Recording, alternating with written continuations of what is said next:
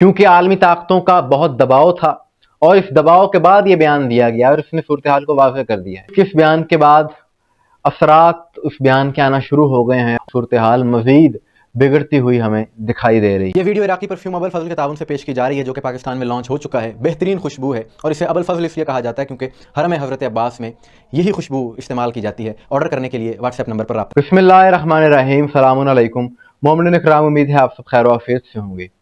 मशरिक़ वुस्ता की मौजूदा सूरत हाल बहुत कशीदा है और हालात जैसे जैसे वक्त गुजर रहा है बिगड़ते चले जा रहे हैं और सूरत हाल अफसोसनाक है और फिर से जंग की तरफ जाती हुई दिखाई दे रही है। इस सारी सूरत हाल पर अरब रियासतों की खामोशी, मुस्लिम हुक्मरानों की खामोशी, ये एक काबिल अफसोस बात है। ख़ुसूसन गुज़िश्ता रात जिस वाक़े की तस्दीक हुई कि यमन में पूरी काबीना को एक हमले में शहीद कर दिया गया, इस वाक़े पर इन अनासर की खामोशी, मुस्लिम रियासतों की खामोशी, ये बात ज़ाहिर करती है कि ये लोग किसके तरफदार हैं। और अगर ये किसी खौफ की वजह से खामोश हैं तो इनको ये बात याद रखनी चाहिए कि चराग सबके बुझेंगे, हवा किसी की नहीं।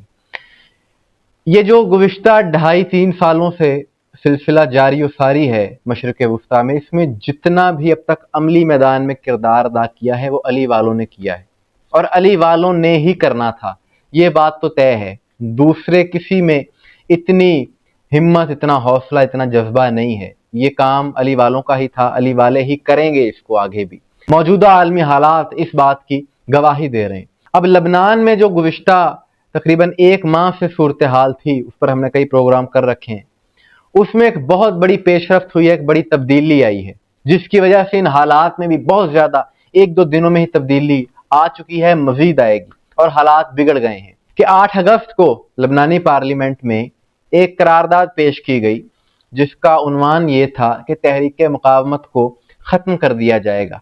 इनके तमाम अमाल, इनके तमाम एक्शन, इनके तमाम वसाइल पर हुकूमत कब्जा कर लेगी, हुकूमत के कंट्रोल में ये लोग आ जाएंगे।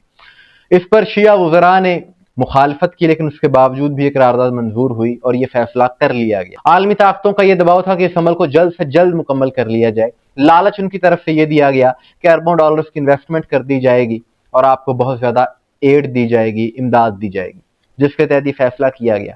लेकिन हालात अंदर से ही बिगड़ना शुरू हुए। अब 29 अगस्त की रात लबनान का आर्मी चीफ, जिसका नाम है रुडोल्फ हैकल, मजहबी एतबार से मसीही है ये, क्योंकि आलमी ताकतों का बहुत दबाव था और इस दबाव के बाद ये बयान दिया गया और उसने सूरत हाल को वाज़ेह कर दिया है। उसने ये बयान दिया है, उसने ये मौक़िफ़ अपना पेश किया है। उसने ये कहा है कि मेरी फ़ौज अपने शिया भाइयों पर गोली नहीं चलाएगी और लबनान में खून रेज़ी नहीं करेगी, और इस बात की तस्दीक के खबर के इदारे ने भी कर दी है। उसने ये बात वाज़ेह की है कि ज़बरदस्ती हम ये काम नहीं कर सकते, हम डायलॉग करेंगे, गुफ्तगू करेंगे, अगर मसला हल होता हुआ तो हो जाएगा, लेकिन इस काम को करने के लिए अगर कोई हम पर यह दबाव डाले कि आप ताकत का इस्तेमाल करें तो ये मुमकिन नहीं है। उसकी वजह यह है कि ये नौजवान बड़े फाल हैं वहां पर और अपना दिफा करना जानते हैं, मजबूत पोजीशन है इन जवानों की, इसलिए जबरदस्ती वाला मामला तो हो ही नहीं सकता। अगर ऐसा होगा तो अंदरूनी तौर पर खाना जंगी शुरू हो जाएगी।